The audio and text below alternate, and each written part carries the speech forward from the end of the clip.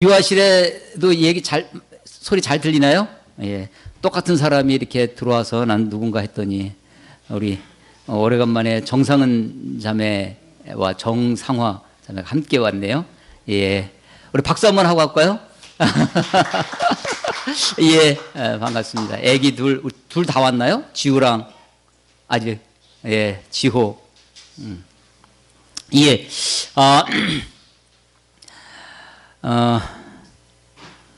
여러분 2007년도에 아마 개봉한 것으로 알고 있는데 300이라는 영화 혹시 보셨습니까? 예, 아주 잔인한 영화, 스펙타클한 그런 영화로 이렇게 우리가 알려져 있습니다. 300명의 스파르타의 300명의 용사들이 페르시아 군대와 싸우다가 300명이 전체가 다 죽는 전사하는 그런 내용입니다. 페르시아 전쟁이라고 우리 군대에서 전쟁사 이런 거 공부할 때 많이 배우고 세계사에서도 페르시아 전쟁이 이야기 나옵니다. 성경에 보면 다니엘서에 다니엘이 아주 굉장히 대단한 인물인데요. 제국이 오리엔트라고 하는 동방이라고도 표현을 했고 오리엔트라고도 표현을 하는 것이 동쪽이라는 거죠. 그러니까 그리스, 로마가 봤을 때 동쪽입니다. 오리엔트 지역이죠. 그 오리엔트의 패권 국가가 바벨론이었습니다. 바벨론이 남왕국 유다를 멸망시켰습니다. 그것이 BC 586년 6세기 초엽이었습니다. 586년에 바벨론이 남왕국 유다를 멸망시킬 때만 해도 고대 근동 오리엔트 지역의 패권 국가가 바벨론이었어요. 그런데 얼마 안 가서 한 100여 년 후에 페르시아로 바뀝니다. 성경의 바사죠. 그런데 다니엘은 그 바벨론의 느부갓네살 왕 때 등용이 되기 시작했습니다. 그런데 다니엘서에 보면 다니엘서 3장 4장에 보면 벨사살 왕이라고 하는 그 바벨론의 마지막 왕 때까지 왕이 바뀌었어요. 느부갓네살에서 벨사상. 그렇지만 같은 바벨론 왕입니다. 거기에 총리가 돼요. 그런데 지금 페르시아로 패권 국가가 바뀌었습니다. 지배 세력이 바뀌었어요. 그런데 그때 이제 페르시아의 고레스 왕 다음에 이제 다리오 왕이라고 있는데 그 다리오 왕 때도 다니엘이 총리를 하고 있습니다. 그 사자굴에 들어가는 이야기가 다리오 왕 때 이야기예요. 자, 그러니까 세 왕, 그 다니엘서의 느부갓네살, 벨사살, 다리오 세 왕에 걸쳐서 총리 역할을 하는 겁니다. 총리를 하는 거예요. 그런데 그 중에 앞에 두 왕은 바벨론 왕이었고 세 번째 다리오 왕은 페르시아 왕이에요. 그러니까 이게 희한한 거죠. 우리 대한민국 안에서도 이명박, 박근혜 또 우리 문재인 이렇게 대통령이 바뀌어도 거기에 동일하게 총리를 한다. 상상하기가 어렵잖아요. 그런데 이제 나라가 바뀌었는데도 총리를 하는 사람이 다니엘입니다. 그때 그 세 번째 등장하는 왕이 다리오 왕인데 그 다리오 왕의 아들이 아하수에로입니다. 이 에스더서의 배경이 되고 있는 아하수에로 헬라식으로 하면 크세스입니다. 페르시아 전쟁은 다리오 왕 때부터 시작됩니다. 다리오 왕 때부터 BC 492년경부터 5세기 초에서부터 5세기 말 정도까지 약 한 7, 80년에 걸쳐서 1차, 2차, 3차에 걸쳐서 페르시아 전쟁을 하는데 1차 페르시아 전쟁이 유명한 마라톤 전쟁이에요. 페르시아가 쳐들어왔는데 아테네가 중심이 된 이 아주 페르시아 강국이 쳐들어오니까 그리스에는 여러 도시 국가들로 쪼개져 있었습니다. 근데 아주 강력한 대군이 쳐들어오니까 자기들끼리 이렇게 할 수가 없잖아요. 그러니까 연합을 하기 시작했습니다. 그래서 이제 첫 번째 전쟁에서 그때가 1차 전쟁이 다리오 왕입니다. 무찔렀어요. 그래서 마라톤 그때 뭐 49.195km를 달려와가지고 승전보 한마디 나이키 외쳤다는 거예요. 나이키가 승리했다 이거 이제 나이키 오는데 그래서 나이키 그 나이키 하면서 실제로 그랬는지 어쨌는지 모르지만 하여간 책에는 그렇게 그 말 외치고 승리했다고 죽었습니다. 그래서 마라톤 그것을 기념하기 위해서 마라톤이 뭐 생겨났다 하는 게 그게 이제 1차 페르시아 전쟁이고요. 2차 전쟁은 바로 아수에로 왕 때 벌어집니다. 원래는 유럽과 아시아가 땅에 붙어 있죠. 붙어 있는데 유럽과 아시아가 대륙으로 나뉘어진 것은 흑해 위에 세계에서 제일 큰 호수가 무슨 호수죠? 그 위에 있는 큰 호수가 있고 우랄 산맥도 있고 해가지고 카스피에 큰 호수가 있고 그 위에 우랄 산맥이 있어서 아시아 사람이 유럽으로 못 건너가고 유럽 사람이 아시아로 못 건너와서 이게 유럽은 유럽대로 아시아는 아시아대로 했죠. 페르시아가 동방에 있던 오리엔트 지역에 있던 이 페르시아가 대군을 이끌고 이것도 제가 이번 한 주간 책을 열심히 살펴봤는데 어떤 책은 170만 대군이라고 그래요. 어떤 책은 100만, 어떤 책은 30만. 역사학자들은 보니까 30만이 정설인 것 같아요. 170만은 뻥이죠. 뻥입니다. 막 부풀려가지고 하는 거예요. 그렇지만 하여간 30만도 그야말로 대군이죠. 그러니까 30만 대군을 두 패로 나눠서 육로로 돌아오는 거예요. 돌아서 그리스로 침공해 오는 페르시아 왕 아하수에로 왕이 있고 밑으로 바다로 또 대군이 왔습니다. 그래서 이 육지 바다로 오는 것은 아테네가 중심이 돼서 해군이 무찌르고 육로로 오는 것을 무찌르는데 시간을 벌어야 되거든요. 연합군이 형성돼야 되니까. 그래서 시간을 벌기 위해서 좁은 협곡에 300명이 나가서 결사항전 합니다. 정말로 죽으면 죽으리다 라고 싸우는 거예요. 그 영화에 보면 그 300명 용사들이 전부 다 이 왕자 세계에 지금 복근을 나타내고 막 그렇게 싸우는데 책은 그렇지 않습니다. 책에는 이 페르시아 군대는 전부 다 헌겁으로 되어 있는 그냥 평상복 입고 나서 싸우고 그리고 방패가 나무로 된 방패였어요. 나무로 만든. 그런데 이 스파르타 300명 용사는 갑옷을 전부 다 입고 있었고 방패가 철 방패로 해가지고 이 페르시아 군대가 뚫지 못했던 거죠. 긴 창. 그래서 이 스파르타 군 병사들이 300명 좁은 협곡 한 130m밖에 안 되는 협곡을 그걸 대군이 지나가야 되니까 거기서 300명이 지키는데 한 변절자가 새끼를 가르쳐 줬답니다. 페르시아 군대에게. 그래서 저 뒤로 돌아와서 뒤에서 협공을 하는 바람에 결국은 다 죽었다 하는 거죠. 그렇지만 300명이 다 죽었지만 시간을 벌어주고 아테네 해군이 이기고 해서 결국은 2차 아하수에로 왕의 이 페르시아 전쟁도 페르시아가 패배를 합니다. 3차 전쟁도 페르시아가 패배를 하는데 결국은 그렇게 해서 뭐 아테네도 뭐 불타고 뭐 그러면서 이 그리스에서 야 우리가 이렇게 해서는 안 되겠다. 이렇게 작은 도시국가들로 안 되고 우리가 통일이 돼야 되겠다.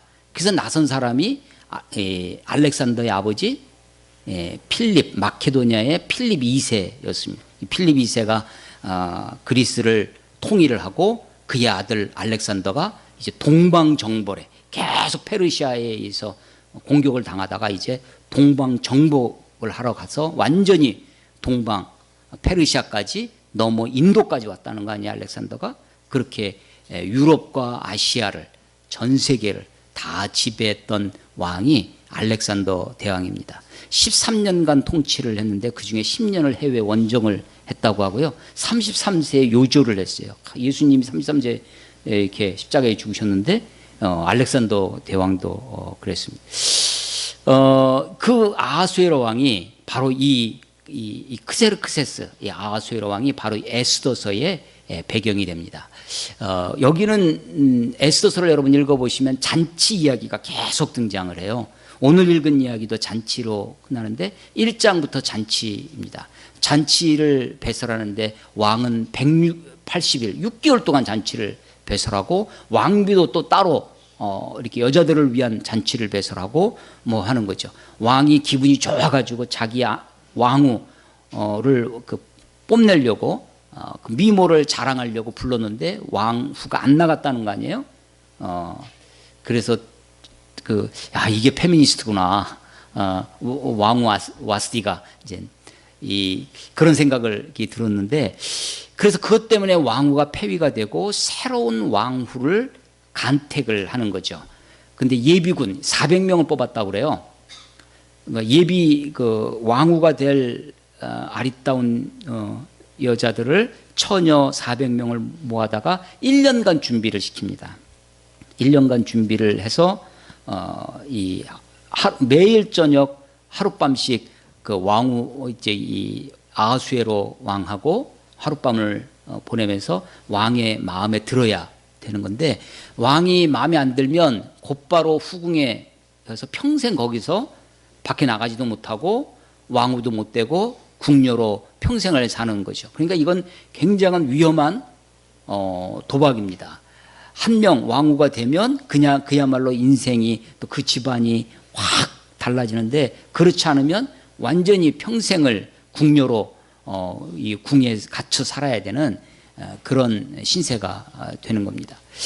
이 모르드게가 자기의 어린 사촌 여동생, 어린 자기 딸처럼 키운 에스더, 원래는 이름이 하다사라고 하는 히브리식 이름이 있었는데 이것을 에스더라고 바꿨다는 거예요. 페르시아식 이름으로. 그래서 페르시아 사람들에게 동화돼서 페르시아인처럼 그렇게 살아가는 겁니다. 여러분 퀴즈 하나 낼게요. 어떤 목사님들은 설교 시간마다 퀴즈를 내시는 분이 있던데, 유엔에서 2014년도에 세계에서 가장 핍박받는 소수민족을 발표를 한 적이 있어요. 핍박받는 소수민족 어디 혹시 들어보셨어요? 로힝야족 들어보셨습니까? 로힝야. 어디 있는 거냐면 미얀마입니다. 미얀마가 옛날 우리 학교 공부할 때는 뭐라고 배웠냐면, 맞습니다. 버마입니다. 버마. 이 버마가요, 버마에 한 100만 명 정도 되는 로힝야족이 있는데, 이 버마가 학살을 하는 거예요. 미얀마가 제노사이드라고 하는 대량 학살, 한 1000명 정도가 그냥 죽었다고 그래요. 그리고 40만 명 정도가 보트 피플이 돼가지고 유랑민으로 막 흩어지는 겁니다. 왜 그렇게 됐냐면, 인도가 영국이 전 세계를 지배했던 적이 있어요. 뭐 해가 지지 않는 나라 영국. 얼마나 식민지가 많으면 해를 따라서 이게 가도 아직 그 영국 식민지가 영국 땅에 있는 거예요. 지구가 동그라니까 계속 돌아도 영국 땅에 있으니까 해가 지지 않는 나라 영국이라고 했던 그 영국이 한참 전성기에 인도를 지배를 했습니다. 그리고 그 옆에 방글라데시, 파키스탄, 그리고 버마, 다 인도차이나 반도를 다 태국 앞까지 왔어요. 다 지배를 했습니다. 그런데 이걸 효과적으로 지배를 하기 위해서 이 영국이 인도를 중심으로 다른 나라들을 다 인도에 편입시켰어요. 다 인도가 된 거예요. 인도가 한 나라가 돼서. 그리고 이제 버마가 아주 곡창지대인데 여기에서 식량 자원을 영국이 뺏어가기 위해서 농사 일을 시켜야 되는데 사람이 없잖아요. 그래서 이 방글라데시에 있는 사람들을 대량 이주를 시킵니다. 대량 이주를 시켜서 이 사람들이 버마인들을, 미얀마 사람들을 지배하고 다스리면서 그러니까 이 영국의 하수인 역할을 하는 거예요. 영국 사람의 하수인 역할을 해서 버마를 다스렸어요. 그런데 2차 세계대전이 끝나고 식민지가 끝났습니다. 독립을 했죠. 인도가 독립을 하고 파키스탄, 방글라데시 이런 나라들이 다 버마도 독립을 했습니다. 근데 거기에 끌려왔던 방글라데시 사람들, 이 로힝야족이 많은 사람이 돌아갔지만 많은 사람이 남아 있었어요. 한 60여 년간 거기서 지배 세력으로 있다가 보니까 다 터 닦고 잘 살고 있었습니다. 근데 안 돌아가는 거죠. 미얀마에 그대로 남아 있었는데, 우리도 그렇잖아요. 6.25 전쟁이라든지 이럴 때 위에서 내려온 북한분보다 밑에서 남한에서 소작인 하다가 아주 어렵게 살다가 프로레타리아의 혁명한다고 하니까 이 사람들이 이 앞제비 노릇을 합니다. 그래서 더 악랄하게 이 6.25 공산치하 때 했던 역사들이 있는데 이 로힝야족이 그랬던 모양입니다. 나중에 버마가 독립한 다음에 로힝야족을 어떻게 하냐면 아주 괴롭히는 거죠. 학살을 하는 겁니다. 여러분 버마의 그 미얀마에 아주 노벨 평화상을 받은 사람이 있어요. 아웅산 수치 여사입니다. 아웅산 수치 여사가 대통령이 됐어요.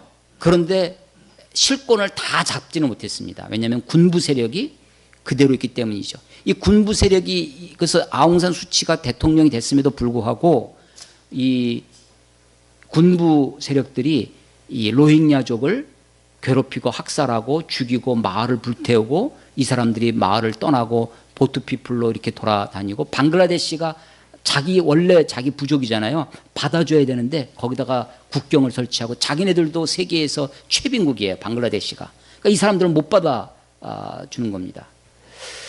그래서 이제 유엔에서 학대받는 최근에 2014년도에 가장 학대받는 소수민족으로 로힝야족을 하고 있고요. 유엔에서 지금 많은 사람들이 하는 것 중에 아웅산 수치의 노벨 평화상을 취소해야 된다. 자기가 대통령이 됐으면 그런 것들을 해결해야 되는데 자기네 나라에서 그런 학살이 벌어지는 것을 방관하고 있다라고 하는 거죠. 물론 군부 세력이 강력한 군부 세력이 있지만 거기에는 또 종교적인 문제도 있습니다. 버마는 전통적인 불교 국가입니다. 근데 로힝야족은 방글라데시가 종교가 대부분의 종교가 뭐죠? 이슬람입니다. 그래서 불교 세력 안에 이슬람 종족이 있는 거예요. 그래서 이 무슬림들을 이슬람 세력들을 학살을 하는 거죠. 거기에 앞장서 가지고 불교 한 승려가 이 이슬람을 척결해야 된다 막 하면서 사람들을 부추겨서 학살이 지금 자행되고 있습니다. 자, 이런 일들이 현대사에도 있는데 고대에도 성경 시대에도 이 페르시아가 바벨론에 의해서 포로로 잡혀온 이스라엘 사람들이 히브리인들이 페르시아가 패권이 바뀌면서 돌아가라 했는데 돌아간 사람들은 일부였습니다. 와서 예루살렘 성전을 재건하고 성벽을 재건하고 일부가 있었지만 70년 이상 포로 생활을 한 이스라엘 사람들이 안 가는 거예요. 안 돌아가는 겁니다. 대표적인 사람이 누구냐면 모르드게입니다. 에스더예요. 다니엘입니다. 그냥 거기에서 터잡고 거기에서 안정적인 삶, 거기서 편안한 삶을 살아가는 거죠. 이들이 이름도 페르시아식으로 에스더라고 하는 이름으로 바꿔가면서 페르시아 사람인 것처럼 살아가는 거죠. 동화되어져 살아갑니다. 그렇지만 적응해서 살아가고 있지만 가슴속 깊은 곳에서는 그들이 히브리인이라고 하는 이스라엘 백성이라고 하는 민족의식 그것을 놓지 않고 있었다는 거예요. 여러분 우리가 성경을 읽으면서 한 가지 좀 생각할 것이 뭐냐면 성경에 많은 인물들이 이야기 있습니다. 이제 우리 설교하기 좋은 것이 인물 설교거든요. 스토리가 있고 재미있는 이야기도 있고 하니까 이제 인물 설교를 많이 하게 되는데 뭐 아브라함, 다윗, 모세 뭐 이런 사람들이 자칫 잘못하면 성경에 있는 사람들이 대부분 영웅 시대입니다. 그 사람들이 하는 거, 다윗도 그러지 않았느냐, 바울이 그러지 않았느냐, 라고 하는 거죠. 물론 예수님은 뭐 하나님이시니까 다른 성경의 어떤 사람도 예수님을 제외한 다른 어떤 사람도 영웅시 되어서는 안 되죠. 성경이 그들의 오류나 잘못을 다 지적하고 있다라고 하는 것을 우리가 잘 알아야 됩니다. 그래서 제가 하는 말 중에 성경에 있다고 다 성경적인 것은 아니다라고 하는 겁니다. 모르드게가 자기 그 여동생을 사촌 여동생 에스더를 왕후가 될 수 있도록 자기가 추천했는지 아니면 타이에서 선발됐는지 모르지만 예비 그 후보자로 선정되었을 때 대궐문 앞에 문 앞에 가가지고 이 에스더가 어떻게 됐는지 매일 왔다 갔다 하고 들었다는 거예요. 이름도 에스더라고 바꿔주고 또 한 가지 지침을 줬는데 뭐냐면 너는 네 민족, 너의 민족, 유대인이라고 하는 이스라엘 사람이라고 하는 것을 민족과 종족을 말하지 않게끔 그것을 당부하고 들어갑니다. 이 모르드게는요, 인물평 중에 공통적인 신학자들의 인물평 중에 하나가 권력지향적인 사람이다 라는 것이 있어요. 자기 여동생 에스더를 왕후가 되게 하고 또 모반을 하는 아하수에로 왕을 죽이려고 하는 모반 왕을 죽이려 하는 사람들을 그것을 캐치해 가지고 고발을 하죠. 물론 그것 때문에 보상을 받지 못했습니다. 그러나 그것을 고발을 하고 나중에 이 에스더서 후비에 가면 그 하만이 이스라엘 사람들을 죽이려 했던 것이 오히려 수포가 되고 유대인들이 그 아말렉 그 하만의 아말렉 족속을 죽이게 되는, 이것도 어떻게 그냥 객관적으로 보면 학살이죠. 학살입니다. 도륙, 성경에 우리 성경에는 도륙이라고 하는데 도륙이 벌어집니다. 그러고 나서 이 모르드게가 등용이 되고 모르드게가 영광을 얻고 이제 그런 장면들로 펼쳐집니다. 이 모르드게가 그럼에도 불구하고 이런 흠이나 부족함이나 잘못된 것에도 불구하고 그가 가지고 있었던 하나님이 쓰시는 면이 있어요. 우리가 모든 게 내가 가지고 있는 모든 것 100가지가 100%가 다 하나님의 마음이 들어야 하나님이 나를 쓰시는 것이 아닙니다. 많이 부족함에도 불구하고 하나님이 어떤 것들을 들어서 사용하세요. 물론 그때 흠이 있고 할 때 그 흠이 결정적인 흠, 근본적인 흠이라면 하나님이 우리를 버리시겠죠. 그렇지만 그런 흠이 아니라면 하나님 우리를 고쳐 쓰십니다. 다윗도 그랬고요, 모세도 그렇고 아브라함도 그렇습니다. 그들의 흠과 부족함에도 불구하고 하나님이 그들을 다루시고 다듬으시고 고치시고 회개하게 하셔서 그들을 사용하십니다. 그럼에도 불구하고 그런 흠과 부족함에도 불구하고 이런 사람들의 공통점은 하나님께 대한 열심이 있었다는 거예요. 하나님께 대한 뜨거운 마음이 있었고 이 감출 수 없는 것이 있었습니다. 그게 어떻게 나타나냐면 모르드게 같은 경우는 하만에게 절하라는 거죠.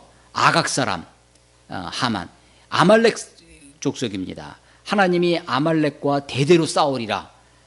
출애굽기 17장에 아말렉이 쳐들어왔을 때 모세가 손을 들면 이기고 손을 내리면 졌던 그 아말렉과의 전투에서 아말렉이 어떻게 이스라엘 사람들을 괴롭혔냐면 광야 가운데 이스라엘 백성들의 뒤로 와가지고 뒤에 아녀자들을, 부녀자들을, 그리고 노약자들을, 약자를 쳤습니다. 그래서 아말렉의 상징이 뭐냐면 약자를 괴롭히는 사람이에요.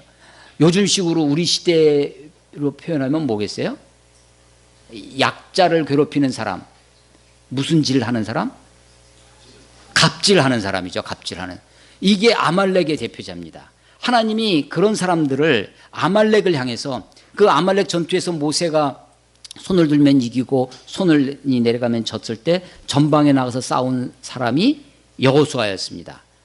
그래서 여호수아의 귀에 이 사실을 잘 기록해서 귀에 외워드려라 라고 하면서 하나님이 하시는 말씀, 하나님이 맹세하시는 거예요.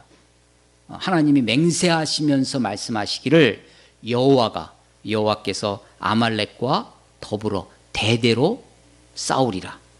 하나님이 누구와 싸워요? 아말렉과 싸우는 거예요. 하나님이 직접 싸우신다는 겁니다. 하나님이 아말렉과 더불어. 이게 하나님의 맹세예요. 그것이 물론 아말렉이라고 하는 특정 종족과 하나님이 싸우시겠다, 그런 말씀이 아니라 하나님이 아말렉과 같은 사람이라는 거죠. 어떤 사람? 저는 그것을 약자를 괴롭히는 사람입니다. 우리가 우리 인류 역사에서 전쟁이라고 하는 것이 없으면 좋죠. 할 수만 있으면 우리가 평화해야 할 것입니다. 그러나 어쩔 수 없이 전쟁을 하게 되죠. 그런데 제네바 협정이라는 것이 있잖아요. 전쟁도 전쟁의 룰이 있죠. 악한 전쟁, 전쟁은 어떻게든지 이겨야 되겠다 하지만 우리가 근본적으로 약자를 괴롭히는 이 아말렉과 같은 것을 하나님이 역사를 통해서 다스리시고 하나님이 심판하신다 라고 믿습니다. 그래서 이 아말렉 족속과 히브리인들 간에는 민족적인 이 적개심이 있었습니다. 그것이 사울 왕 때도 재현되고 이 에스더 시대 이 아하수에로 왕 때도 하만을 통해서 재현됩니다. 하만에게 다 절하라고 했을 때 다른 사람들은 다 절하는데 모르드게만 절을 하지 않는 거죠. 그 많지 그 장면을 떠오르면서 저는 단제 신채호 선생이 생각났다는 거 아닙니까? 일본 사람들을 향해서 이 허리를 숙이지 않겠다라고 꼿꼿이 서서 온 몸이 젖어가면서 세수했던 단제 신채호 같은 사람입니다.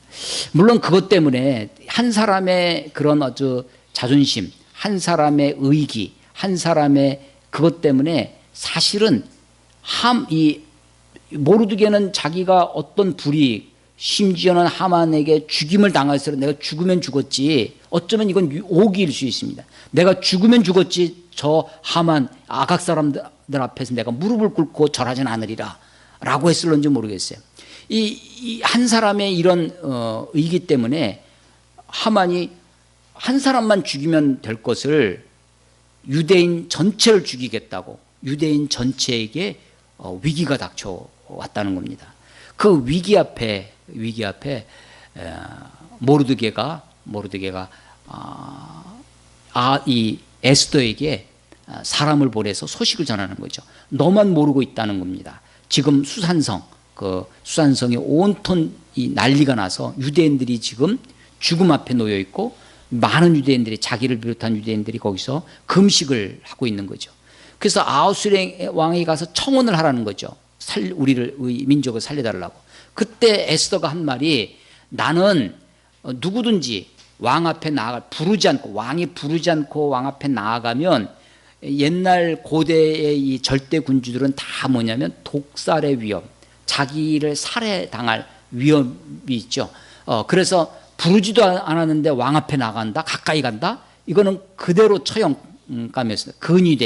근위대가 가까이 지키는 근위대가 그래서 왕비라도 함부로 나갈 수 없는 거였습니다.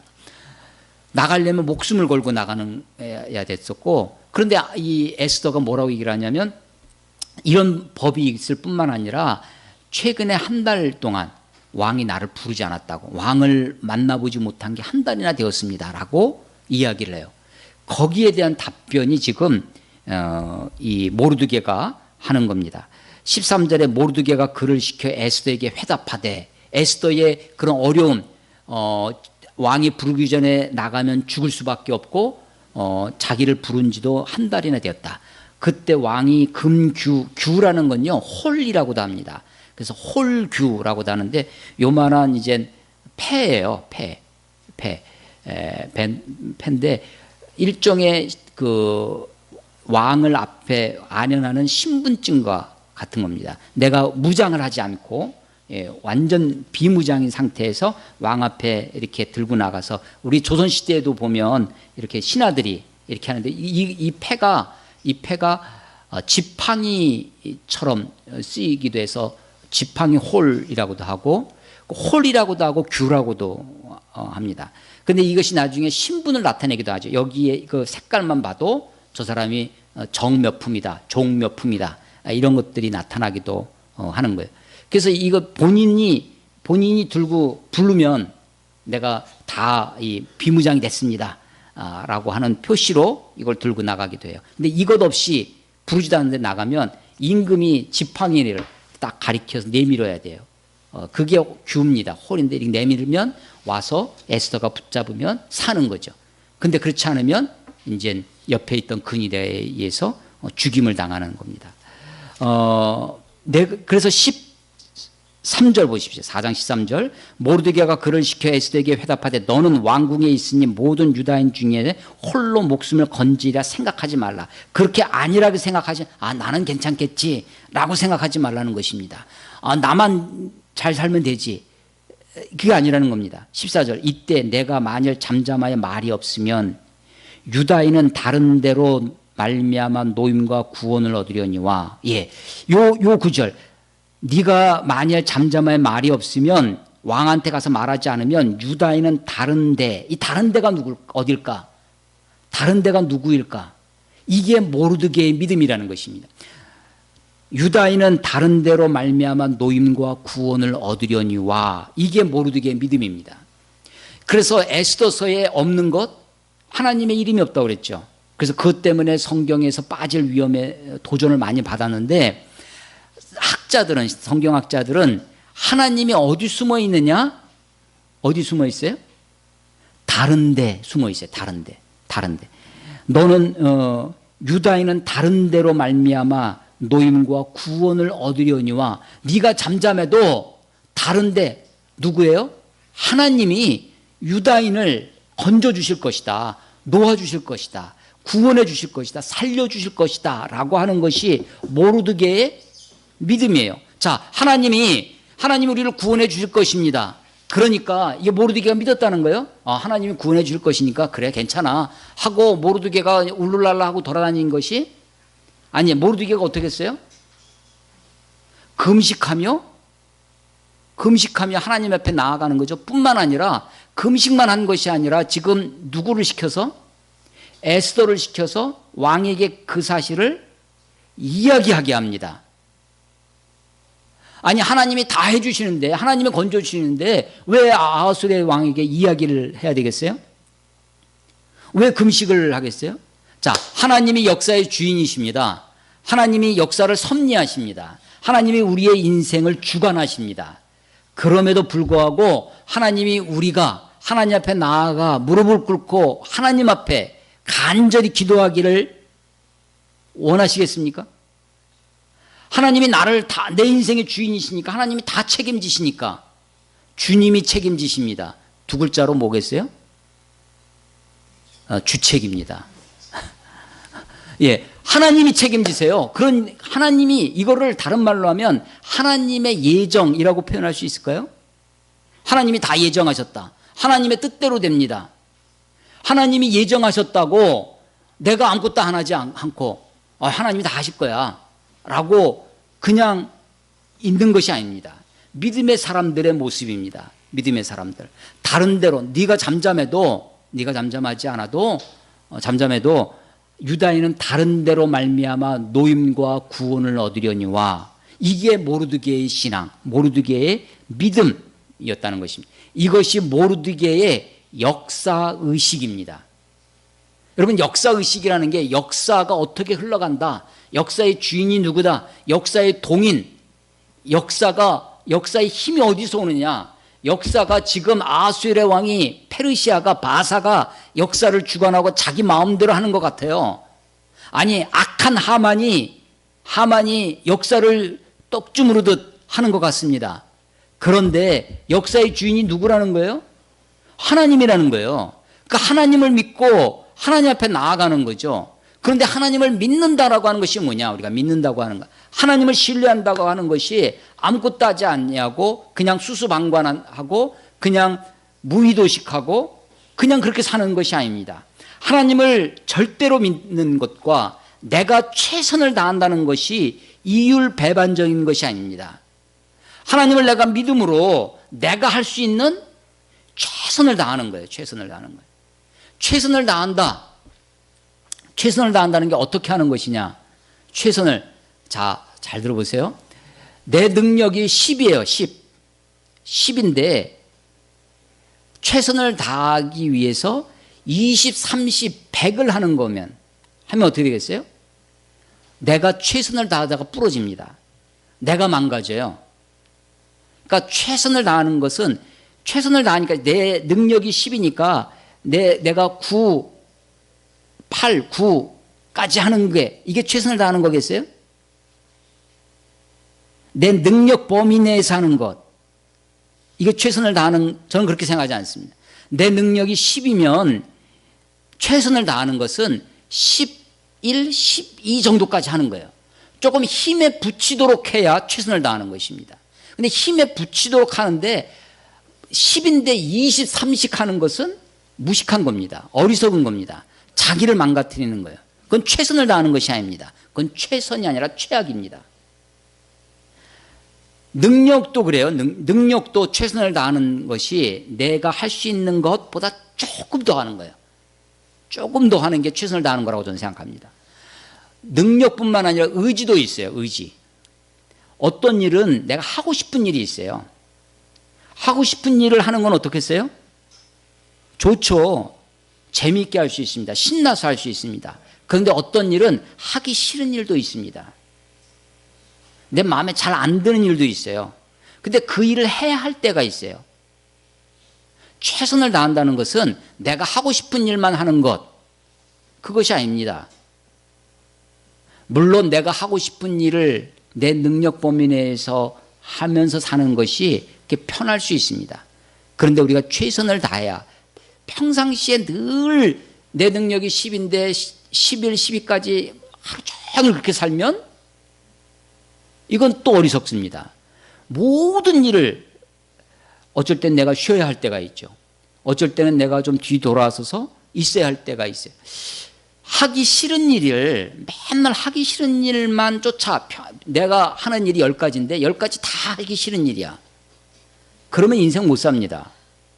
그런데 어떤 거냐, 내가 정말 하고 싶은 일이 있어요. 이 한 가지를 하기 위해서 하기 싫은 일 10가지를 해야 할 때가 있습니다. 그것이 정말 내가 하고 싶은 일, 이게 정말 내가 하고 싶은 일이다.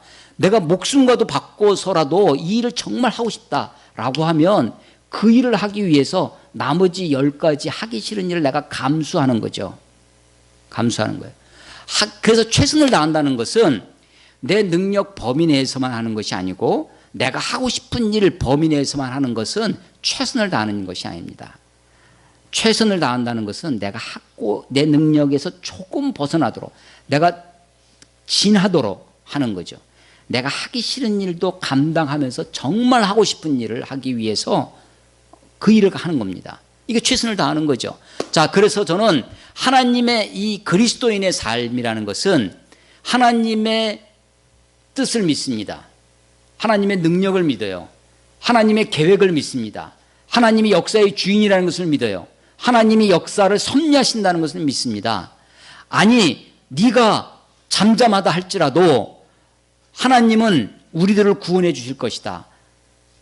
유다인은 다른 데로 말미암아 노임과 구원을 받으려니와, 이게 모르드게의 신앙이에요. 이게 모르드게의 역사의식입니다. 그렇지만 모르드게가 열심을 다해서 하나님 앞에 온 힘을 다해 나가서 금식하며 하나님께 매달립니다.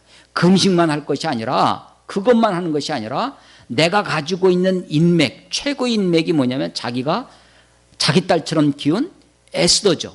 그 에스더가 지금 왕후가 되어 있어요. 민족의 위기 앞에 어떻게든지 자기가 쫓아가서 말할 수 없으니까 대문 밖에서 자기는 죄를 뒤집어 쓰고 옷을 찢고 근심하면서 금식을 하면서 다른 사람을 보내서 말을 전달을 하는 거죠.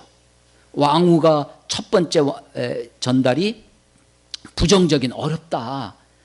왕이 부르지 않으면 내가 왕 앞에 가서 말도 못한다. 왕이 나를 부르지 않은 지가 벌써 한 달이나 됐다.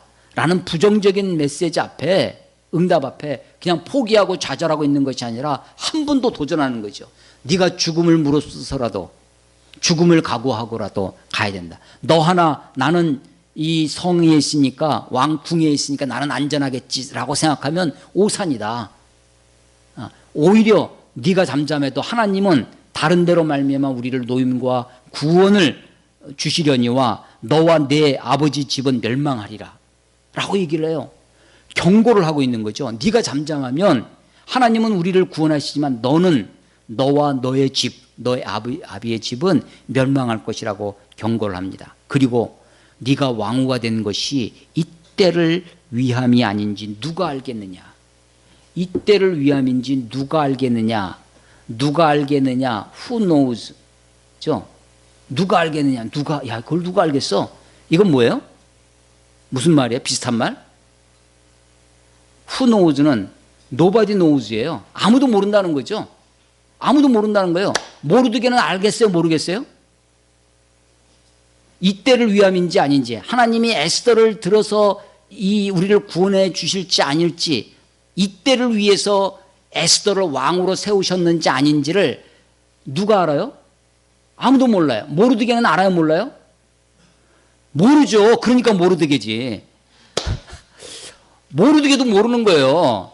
하나님의 뜻을 우리가 알아요, 몰라요? 모른다니까. 모르니까 어떻게 해요? 모르니까 어떻게 돼요? 하나님의 뜻을 모르니까 어떻게 해야 될까요? 그때 필요한 게 뭐예요? 그때 필요한 게 믿음입니다. 믿는다. 우리가 하나님을 믿는다라고 하는 믿음의 요체가 뭐냐? 믿음의 요체가 뭐냐? 하나님의 뜻을 믿는 겁니다. 나는 모르지만, 하나님의 뜻을 모르지만 하나님의 뜻이 선하다는 것을 믿는 거예요. 하나님이 나를 사랑하신다라고 하는 것을 믿는 겁니다. 내 삶에 펼쳐지는 삶의 순간순간 내가 다 이해할 수 없어요. 그러나 감사하는 거죠. 그러나 하나님을 믿는 겁니다. 하나님을 믿는다라고 하는 것의 말의 요체가 뭐냐면 하나님의 뜻을 몰라. 이때를 위함인지 우리가 역사가 어떻게 흘러갈지 모르는 거죠. 그렇지만 하나님을 믿습니다. 그러니까 그리스도인은 범사에 감사할 수 있습니다. 그러니까 그리스도는 항상 긍정적인 사람이 될 수 있어요. 정긍정이 와 있는데 최고의 긍정은 하나님을 믿는 겁니다.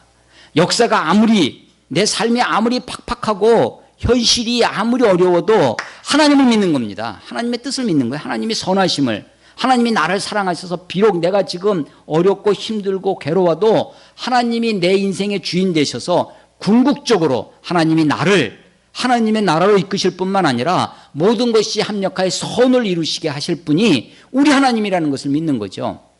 자, 이때를 위함인지 누가 알겠느냐? 네가 왕후가 되는 것이 몰라요. 모르지만 하나님을 믿고 나아가는 겁니다. 하나님께 부탁을 드리는 거예요. 그 간절하게 내가 하나님 앞에 간절하게 부탁을 드린다라고 하는 표현이 뭐겠어요?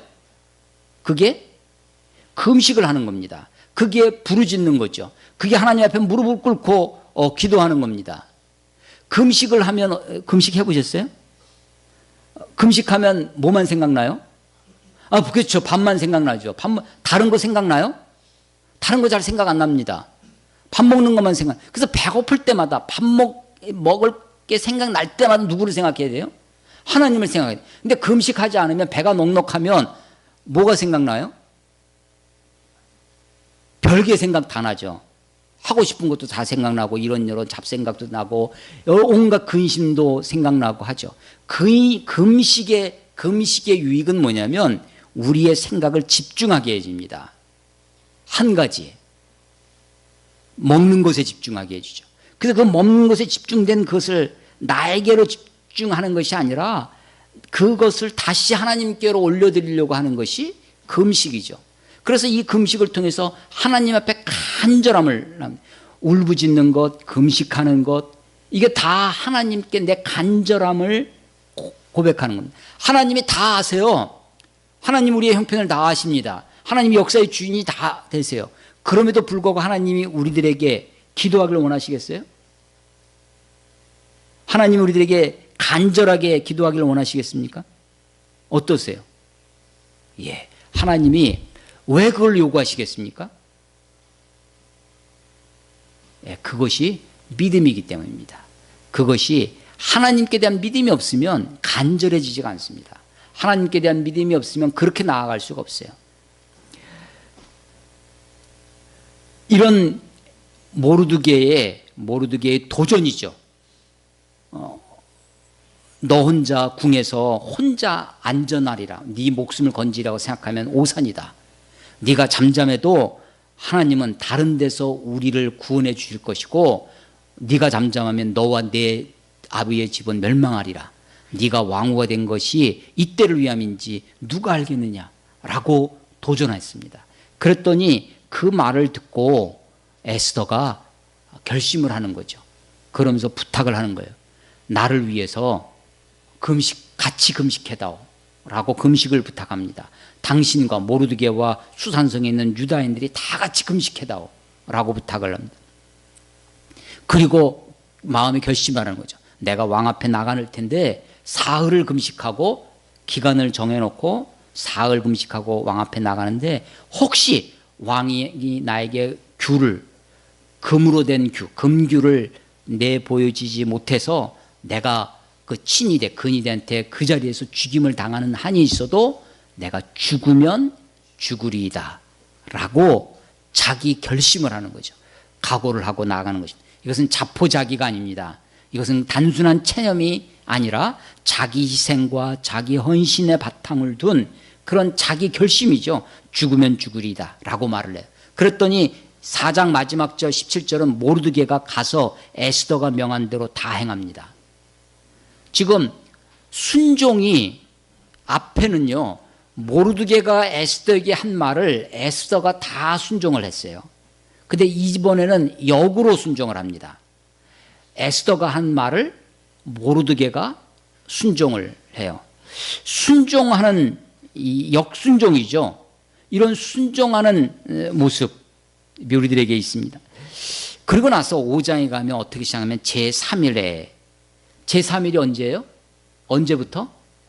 금식한 지 3일. 자, 3일 동안 금식을 했습니다. 에스더가.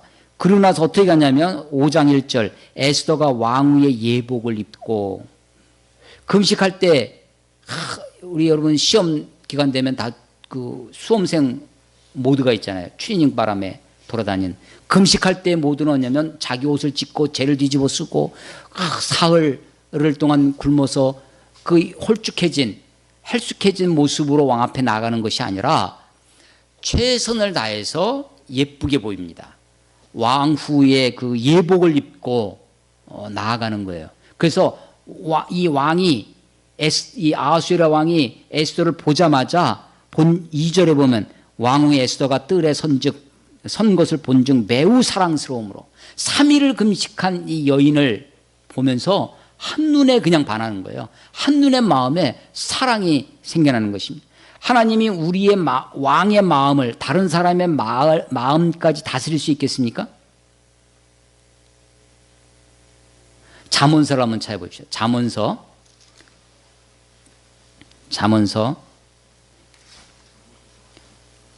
21장 잠언 21장 1절 잠언 21장 1절 다 찾으셨어요? 자, 읽어보겠습니다. 시작. 왕의 마음이 여호와의 손에 있음이 마치 본물과 같아서 그가 임의로 인도하시느니라. 본물 아십니까? 본물? 다른 말 비슷한 말이 뭐겠어요? 댐, 예, 저수지 같은 겁니다. 본물을 담아놓으면 그 저수지 물을 문을 열면 물이 나가고 닫으면 물이 닫혀져. 본물과 같이 왕의 마음이 하나님 손에 달려 있다는 거예요. 왕의 마음이 여호와의 손에 있어요. 본물을, 그래서 물을 내보낼 때 내보내고 닫을 때 닫는 것처럼 마치 본물과 같아서 그가 하나님이 임의로 그의 뜻대로 인도하시느니라. 왕의 마음이 여호와의 손에 있다는 거예요. 여러분, 나를 괴롭히는 사람이 있잖아요. 그 사람을 위해서 기도하십시오. 그 사람의 마음을, 하나님이 그 사람의 마음을 다스릴 수 있겠습니까? 없겠습니까? 있으시죠. 우리가 기대를 가지고 소망을 가지고 하나님께 기도합니다. 이 아하수에라 왕이 3일을 금식한 이 에스더를 보고 그 마음속에 사랑이 생겼어요. 사랑스러운지라 금규를 내밉니다. 에스더가 그것을 붙잡고 살죠. 이렇게 위험을 무릅쓰고 부르지도 않았는데 에스더가 오는 것은 무엇인가 나에게 아하수에라 왕, 나에게 긴급하게 할 이야기가 있어서 나온다는 것을 왕은 알고 있는 거죠. 이게 얼마나 위험한 일인데 왕이 잠시 한눈 판다라고 못 봤어요. 그럼 어떻게 해요? 근위대가 와서 먼저 죽이는 거죠. 가까이 가면 굉장히 위험한 겁니다. 그런데 이 왕이 먼저 보고 왕이 그것을 사랑스러운 마음이 생겨서 금규를 내밀고 사는 거죠. 그래서 보자마자 첫 마디가 뭐냐면 네 소원이 뭐냐? 뭐 때문에 왔냐는 거죠. 네가 너의 소원을 이야기해라. 나라의 절반이라도 내가 다 주겠다라고 합니다. 에스더가 그런데 곧바로 자기 소원을, 지금 하만 때문에 우리 민족이 이렇게 위험에 처해 있습니다 라는 이야기를 곧바로 하지 않고 잔치를 배설할 테니까 왕께서 우리 잔치에 내가 주관하는 잔치에 오십시오. 그런데 혼자 오지 마시고 하만하고 함께 오십시오. 그래? 그게 소원이야? 아니 잔치에 참석하는 것만큼 얼마나 쉬운 게 없어요. 옵니다. 하만이 같이 하만의 마음이 어떻게 되겠어요? 아니 이 많은 사람 중에 왕후가 특별히 잔치를 배설했는데 자기를 초대했다는 거예요. 마음이 여러분 어떤 잔치를 했는데 나를 쏙 빼고 다 자기들끼리만 모여. 마음이 어때요? 근데 어떤 잔치에 나를 초대했어. 이번에 오십시오. 할 때 초대받는 마음. 하만의 마음이 어떻게 돼? 어떤 마음으로 됐겠어요? 하만이 교만한 마음이 되는 거예요. 내가 왕의 귀중한 사람이구나. 내가 이 에스더 이 왕후로부터 이렇게 총애를 받는 사람이구나. 라고 교만한 마음이 되는 거예요. 첫 번째 잔치를 왔는데 그때 흥겨워서 그래 네 소원이 뭐냐 말해봐라. 근데 나라의 절반이라도 주겠노라. 또 얘기를 하는 거예요. 그런데 에스더가 또 얘기를 해요? 안 하는 거죠. 한 번 더 내일 더 잔치를 베풀 텐데 내일 한 번 더 오십시오. 그때 내가 말하겠습니다. 라고 하는 거예요. 그 하만이 오는 거죠. 근데 그 사이에 첫 번째 잔치를 하고 돌아가는 사이에 가만 보니까 모르드게가 지금 뭐 하고 있어요? 죄를 뒤집어 쓰고 꾸러면서 자기한테도 절하지 않던 저놈이 저렇게 있는 거예요. 꼴 보기도 싫은 거죠. 그래서 저놈을 당장 죽이고 싶은 마음이 생기는 거예요. 그래서 자기 친구들한테 얘기했더니 친구들이 높은 장대를 50규빗 되는 약 22m 정도 된다고 그래요. 그 장대를 만들어 거기에다가 모르드게를 달도록 나무를 준비해 놓으라고. 그 준비해 놓고 갔죠. 그러고 나서 다음 두 번째 잔치에 갔을 때 이 에스더가 이야기를 합니다. 지금 우리 민족이 이런 위험에 처해 있다. 우리 민족을 도륙하려고 우리 민족을 다 죽이려고 하는 일이 벌어져서 내 생명을 내게 주소서 라고 아하수에게 부탁을 합니다. 그리고 내 민족을 내게 주소서. 그래서 에스더가 자기와 자기 민족을 동일시하면서 이스라엘 사람들, 유다인들을 구원해 줄 것을 이야기합니다. 그것이 7장이에요. 7장 3절 보겠습니다. 왕후 에스더가 대답하여 이르되 왕이여 내가 만일 왕의 목전에서 은혜를 입었으며 왕이 좋게 여기시면 내 소청대로 내 생명을 내게 주시고 나를 살려달라는 겁니다. 내 생명을 내게 주시고 내 요구대로 내 민족을 내게 주소서. 내 민족을 내게 주소서. 이게 참 내 민족을 내게 주소서라고 해요. 그러면서 나와 내 민족이 팔려서 죽임과 도륙과 학살이라는 거죠. 진멸을 함을 당하게 되었나이다. 만일 우리가 노비로 팔렸더라면 내가 잠잠하리이다 하였으리이다. 그래도 대적이 왕의 손해를 보충하지 못하였으리이다 하니 그게 누구냐? 감히 누가? 그랬더니 바로 이 대적과 원수는 이 악한 하만이니다라고 6절에 에스더가 단도직입 짧은 칼 한 번에 찌르는 거죠. 곧바로 하만을 지적합니다. 아하수에가 이런 일이 어떻게 벌어지냐 하면서 화를 내고 막 나가는 사이에 하만이 에스더에게 간청을 하죠. 치맛자락을 아마 붙잡고 에스더가 앉아있는 의자에 이렇게 붙들고 있는데 나중에 그때 왕이 들어옵니다. 아하수의 왕이 보면서 이 왕후를 겁탈하려고 하는구나 하는 거죠. 그래서 그 자리에서 하만이 죽임을 당하게 되어집니다. 오늘 이 에스더서를 이렇게 읽으면서 에스더가 이스라엘 민족을 구원하는 구원자입니다. 가냘픈 여인이었습니다. 포로로 잡혀가서 사실은 이스라엘 사람들은 포로에서 돌아온 유대인들 와서 아주 척박한 땅 예루살렘에서 성전을 재건하고 성벽을 짓고 나라의 회복과 부흥을 위해서 땀 흘리고 수고한 사람들의 이야기가 에스라, 느헤미야서에 잘 나와 있습니다. 그런데 돌아온 사람들만 믿음의 사람이 아니라 사실은 페르시아에 남아 있었던 그 사람들 중에도 하나님의 사람들이 있었습니다. 그리고 그 속에서도 하나님을 의지하고 살아갑니다. 여러분 에스라 복귀하는 이야기가 에스라, 느헤미야 두 권에 나와 있는데 에스라는 어떤 사람이냐면요. 에스라는 복귀할 때 중간중간에 많은 위험들이 있죠. 약 500km, 1400km 정도를 와야 되는 거예요. 그 사이에 다른 이민족들 위험이 있습니다. 근데 에스라는요, 하나님 앞에 기도하고 자기 식구들을 데리고 돌아갈 사람들을 데리고 돌아올 때 왕한테 부탁하지 않습니다. 하나님이 우리를 전적으로 도와주실 것이다. 그래서 에스라는 정말 온전히 기도하는 것만으로 돌아옵니다. 근데 느헤미야는 어떤 사람이었냐면 조국 예루살렘이 황폐했다는 얘기를 들어요. 그래서 느헤미야 1장에서 금식하며 기도하죠. 그리고 2장에 가면 느헤미야가 아주 그 얼굴이 수색이 있는 걸 보고 물어보죠.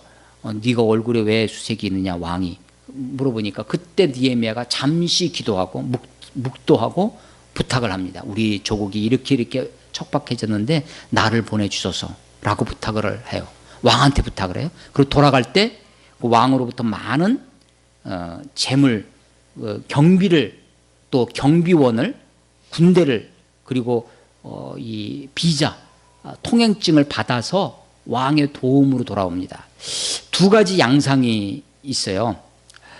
돌아오는 사람들도 세상 사람들의 도움을 다 끊고 온전히 기도하는 것만으로 살았던 사람, 그게 누구냐면 에스라입니다. 그런데 느헤미야는 하나님께 기도합니다. 하나님께 부탁해요. 그리고 자기가 할 수 있는 일을 다 합니다. 여기 다시 에스더시에 포로 시대입니다. 복귀하지 못한 남아 있었던 사람들입니다. 그렇지만 이들도 여전히 하나님을 잊은 것처럼 돌아온 사람들, 쟤네들은 조국에 대한 생각이 없어서, 하나님에 대한 생각이 없어 그냥 거기에 터닫고 그냥 사는 거지 라고 생각했을런지 몰라요. 그렇지만 그래서 마치 그런 것처럼 하나님의 이름이 한 번도 나오지 않습니다. 심지어는 다른 데로 말미암아 이것도 하나님으로 말미암아 노임과 구원을 받으리라 이렇게 써도 좋을 것을 그렇게 쓰지 않고 다른 데로 하나님의 이름이 감춰져 있어요. 그들의 신앙이 드러나지 않아 보입니다. 페르시아인처럼 이름도 바꾸고 동화되어 살아가는 것 같습니다. 그럼에도 불구하고 철저히 세상 속에 들어가 살지만 완전히 세상 사람들과 똑같아지진 않았어요. 마음에 근본적인 신앙이 있는 겁니다. 하나님께 대한 신뢰, 하나님께 대한 믿음, 내가 마지막에 굴복할 수 없는 내 생명과 같은 자존심이 모르드게에게 있었습니다. 모르드게가 하나님 앞에 금식하며 나아갑니다. 금식하는 것만으로 끝나지 아니하고 자기가 가지고 있는 인맥을 활용을 합니다. 죽음을 무릅쓰고 죽으면 죽으리다라는 마음으로 왕 앞에 나아가 탄원을 하죠. 이야기를 하죠. 왕의 도움을 받습니다. 그래서 위기를 극복해내고 오히려 그것을 반전시켜서 유대인들이, 이스라엘 사람들이 페르시아에서 영광을 얻고 생명을 얻고 구원을 얻게 된다는 이야기입니다. 하나님이 우리의 삶 가운데, 우리 역사 가운데 안 보이는 것처럼 보일 때가 있습니다. 어쩔 때는 너무나 괴롭고 힘들고 고난의 길이 펼쳐질 때도 있을 것입니다. 하나님이 정말 우리를 이렇게 세우심이 이때인 줄 어떻게 알겠느냐? 누가 알겠느냐? 아무도 모를 그 일 가운데 하나님을 신뢰하는 겁니다. 역사의 주인이 하나님이심을 믿고 하나님이 역사를 섭리하신다는 것을 믿고 하나님이 나에게 항상 궁극적으로 우리들에게 선한 길로 인도해 주실 것이다. 결국에는 우리가 최하가 뭐냐면 천국입니다. 최하가 아무리 나빠도 하나님 나라예요. 아무리 어려워도 천국 가는 거 아니에요? 아무리 어려워도 하나님의 나라가 내 안에 있는 거잖아요. 구원이 우리들에게 있습니다. 그러므로 하나님을 신뢰하고 하나님 앞에 온전히 믿고 맡기고 나아가는 것입니다. 에스더서가 하나님의 이름이 한 번도 나오지 않지만 그러므로 이 책은 하나님의 책입니다. 하나님의 말씀입니다. 모르드게가 영웅이고 모르드게가 다 잘한다는 얘기가 아닙니다. 어렵고 또 어리석고 고집세고 자기 오기와 자존심 때문에 민족을 위기에 빠뜨리는 그런 문제의 발상지였을런지 모릅니다. 그럼에도 불구하고 그가 하나님 앞에 간절히 나아가고 하나님에 대한 절대 신앙으로 하나님을 믿고 신뢰함으로 나아가는 이 모르드게의 삶이 우리들에게 깊은 교훈을 준다고 저는 믿습니다. 우리 시대도 마찬가지입니다. 어둡고 혼탁한 시대에 어쩌면 별과 같은 에스더의 뜻이 별이에요. 내 인생도 어두운 때인 것 같지만 어쩌면 에스더 같은 사람이 필요합니다. 이때를 위함인지를 어떻게 알겠느냐, 누가 알겠느냐라는 것입니다. 우리가 잠잠하지 않냐면, 그래서 내가 말할 때가 언제인지, 내가 무엇이라 말해야 할지 그것을 아는 것이 지혜입니다.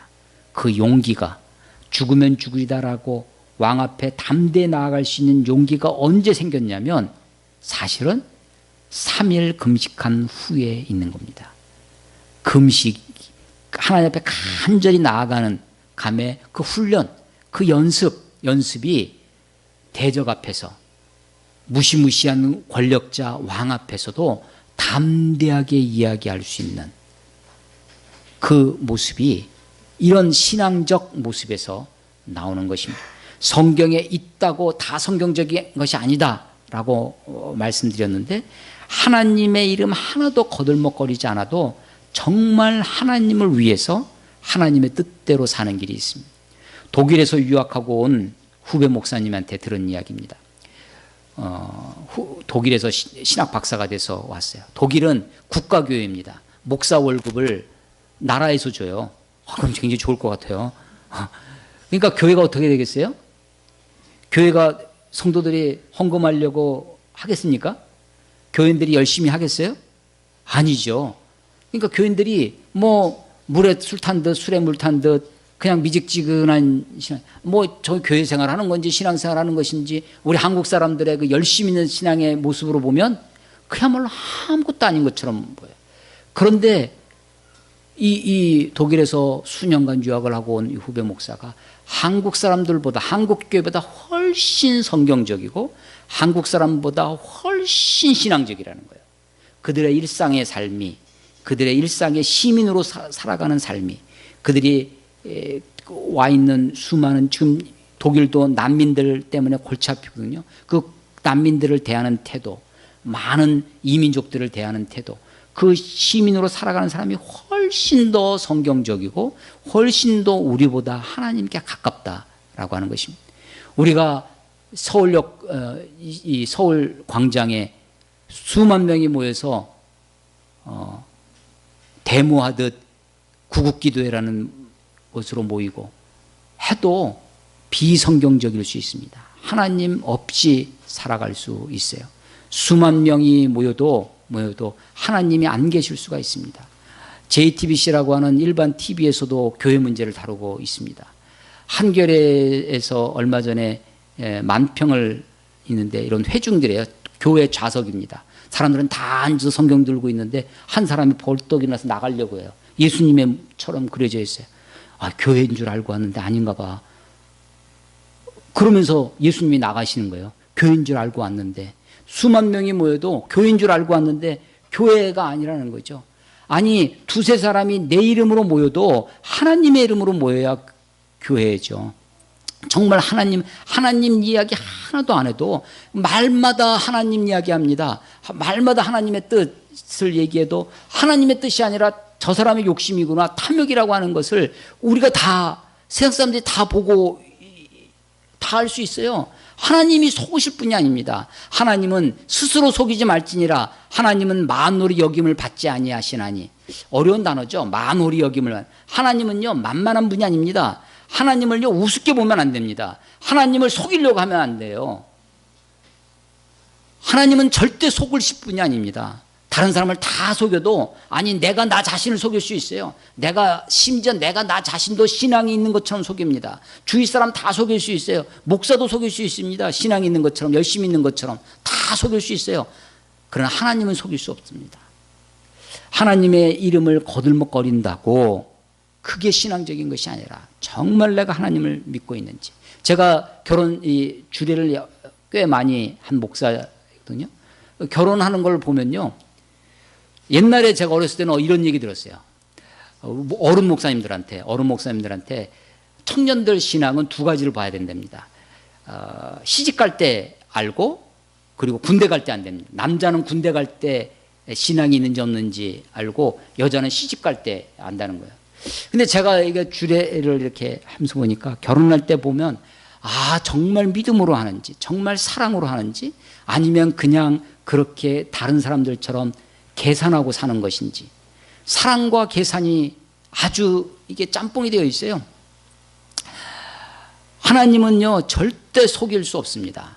하나님은 역사의 주인 되십니다. 내가 하나님의 이름을 아무리 거들먹거려도 하나님 없이 사는 사람이 있습니다. 주여 주여 하는 자마다 다 천국에 들어갈 것이 아니요 오직 내 아버지의 뜻대로 행하는 자라가 들어간다고 주님 말씀하십니다. 주의 이름으로 내가 권능을 행해도, 주의 이름으로 별짓을 다 해도 하나님이 내가 너를 도무지 모르겠다라고 말씀하시는 것이, 그것이 마태복음 7장에 예수님이 하시는 말씀이에요.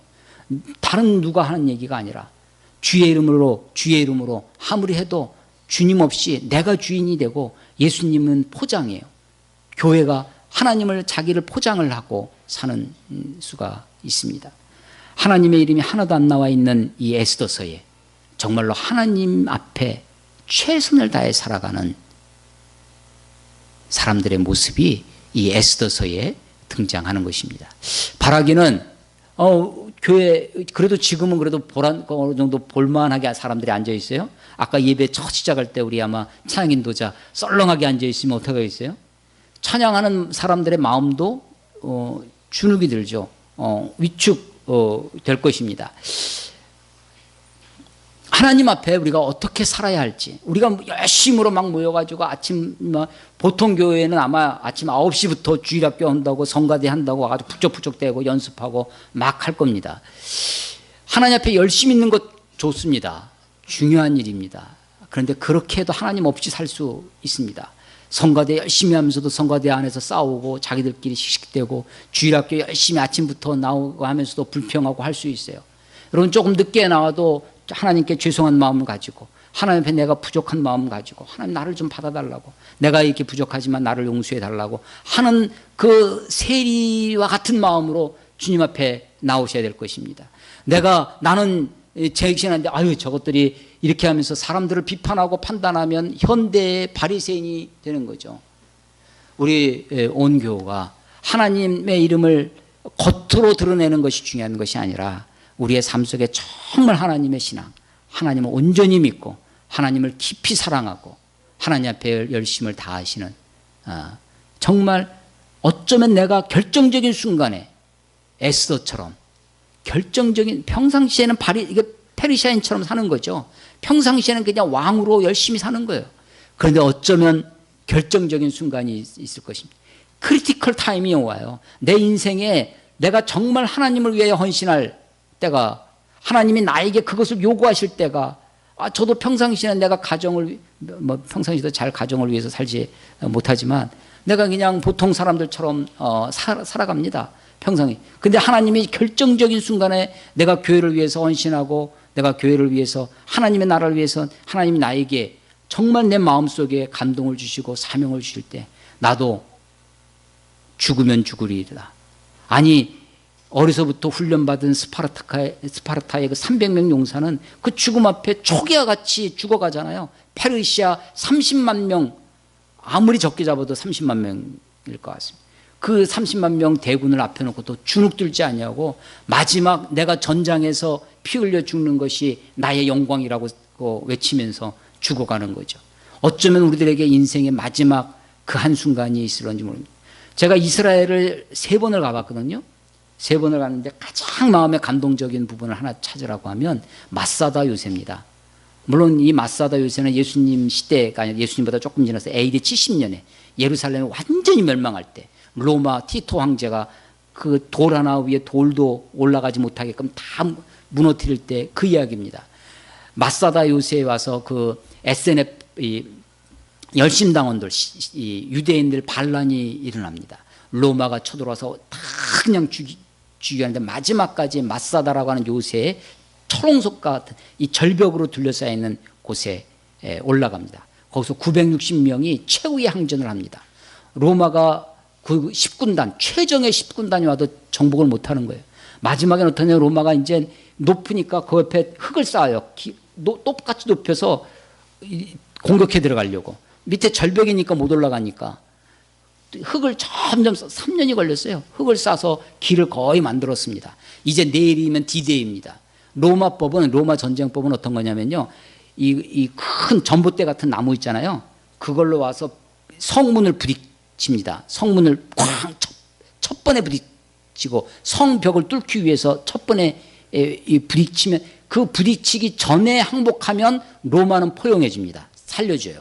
그런데 꽝 했을 때까지 항복하지 않으면 전부 다 도륙을 하는 거예요. 어린아이, 여자, 남자 것이 다 죽이는 것이 로마의 전쟁법입니다. 자기들한테 끝까지 항거했다는 거죠. 그 흙을 다 쌓아놓고 이 공성퇴라고 하는 곳에 가서 부딪히려고 하는데 아무 항거가 없는 거예요. 그때까지는 그렇게 끈질기게 항쟁을 하더니, 그래서 쾅 부딪히고 들어가 보니까 다 죽어 있어요. 960명이 있었는데 5명만 삽니다. 이제 벌써 흙을 쌓아오는 걸 다 성에서 보고 있는 거죠. 아, 내일이면 우리들에게 쳐들어오겠구나. 그날 밤에 내가 저 이민족 이방인들에게 죽느니 우리 스스로 자결합니다. 유대인들은요, 자살이 죄라고 생각해서 자살을 못하는 거예요. 그러니까 자살을 어떻게 하냐면, 아버지가 오늘 밤 그 대장이 다 모아놓고 오늘 밤 우리는 다 하나님 앞에 가자 하고서는 아버지들이 가가지고 자기 자식들 다 죽입니다. 자기 부인 다 죽여, 가족들 다 죽이고 남자들만 모였어요. 남자들만 모여서 남자들 중에서도 10명을 뽑습니다. 추첨을 하는 거예요. 10명 제비 뽑기 했는데 그 10명이 서로 안 뽑히려고 하는 거죠. 나를 죽여다오. 그래서 10명이 나머지 남자 유대인들을 다 죽입니다. 자살한 게 아니에요. 그리고 10명 중에 또 한 명을 뽑아요. 그 한 명이 정말 자기가 안 뽑히기를, 그 한 명이 나머지 9명을 죽여서 나를 죽여줘서 고맙다 하고 9명이 죽습니다. 그럼 마지막 한 명만 자살을 하는 거예요. 한 명. 그 다 죽어 있어요. 아무도. 그리고 거기에 곡식 창고예요. 곡식이 그득합니다. 우리가 먹을 게 없어서 죽은 게 아니다. 무기, 보통은요, 그걸 다 불태워야 돼. 적이 쳐들어오기 전에 곡식이니 무기니 창, 활 다 불태워야 되는데 그걸 그대로 뒀어요. 그대로 뒀어요. 왜냐하면 우리가 무기가 없어서 죽은 것이 아니다. 먹을 것이 없어서 죽은 것이 아니다. 이제 너희들이 쳐들어오면 우리가 죽을 수밖에 없는데 이민족의 이방인의 손에 죽지 않고 하면서 죽는 거죠. 마지막 한 사람. 그런데 그때도 그런 960명 중에 7명이 살았어요. 7명, 엄마 둘과 자식 5명이, 어린아이 5명이 저 지하 물탱크 속에 숨어 있었습니다. 로마에서 발견했는데, 로마법은 이 사람들도 죽여야 되는 거예요. 그런데 이 로마 이 10군단장 티토가, 그때는 장군이었습니다. 티토가 이 사람들을 살려줍니다. 그리고 이 이야기가 전래돼서 요세푸스라고 하는 역사가에 의해서 유대 항쟁사, 유대 역사에 기록이 되어 있고, 지금도 마사다 요새가 재현이 됐어요. 되어 있습니다. 죽으면 죽으리이다 라고 하는, 매일을 그렇게 살 필요는 없습니다. 매일매일 죽으면 죽으리다 살면 안 돼요. 매일매일 최선을 다한다고 내 능력은 10인데 11, 12 그렇게 평상시는요, 그냥 사십시오. 그냥 보통 사람으로 내가 사는 거예요. 그런데 결정적인 순간에 내가 하나님의 사람으로, 그 순간에 죽으면 죽으리다. 하나님이 역사의 주인 되는 것을 믿으십시오. 다른 데로 노임과 구원을 얻으리라. 이 신앙, 이 믿음, 이 역사의식을 가지고 사는 것입니다. 하나님을 믿으시고 최선을 다해서 인생을 하나님 앞에 진지하게 사십시오. 하나님을 믿는다고 아무것도 안 하는 것은 어리석은 것입니다. 때로는 금식도 하시고, 때로는 무릎 꿇고 하나님께 부르짖기도 하시고, 때로는 사람들에게, 필요한 사람들에게 부탁도 하고, 아무데나 가가지고 부탁하라는 얘기가 아닙니다. 결정적인 순간이 있습니다. 하나님의 사람들을 하나님이 세우셔서 역사를 이끌어 가실 것입니다. 하나님의 이름이 하나도 등장하지 않지만 하나님은 이 모든 것 가운데 역사하시고 이끌어 가시는 것을 믿습니다. 기도하겠습니다. 하나님 아버지의 은혜를 감사합니다. 하나님의 이름이 한 번도 등장하지 않는 하나님이 숨어 계신 것처럼 그럼에도 불구하고 역사의 주인 되시고 다스리시는 이 삶의 한순간을, 역사의 한순간을, 성경의 한 부분을 우리가 함께 읽고 이 말씀을 나누었습니다. 하나님, 우리도 역사의 한 정점을 살아갑니다. 아니, 내가 이 땅에 살다가 없어져도 아무도 눈 하나 깜짝하지 않을 그런 우리들입니다. 그러나 하나님께서 참새 한 마리가 땅에 떨어지는 것도 내가 허락지 아니하시면, 하나님이 허락지 아니하시면 되지 않는다고, 마치 구원할 사람이 나 하나인 것처럼 나를 사랑하시기를, 나를 위하여 십자가에 죽으신 우리 하나님인 것을 믿습니다. 하나님이 나에게 내 삶을 이끌어 가실 때 비록 어렵고 힘든 고난과 고통의 순간이 펼쳐진다 할지라도 하나님이 모르셔서, 무능력해서, 관심이 없으셔서 그런 것이 아니라 하나님이 능력이 많으시고 하나님이 나를 사랑하심에도 불구하고 하나님의 뜻이 있는 것을 믿사오니 하나님의 뜻을 믿고 담대하게 최선을 다하여 인생을 살아가는 하나님의 사람들이 다 될 수 있도록 하나님 축복하여 주시옵소서. 주님을 찬양합니다. 주님을 경배합니다. 예수님 이름으로 감사하며 기도드렸사옵나이다. 아멘.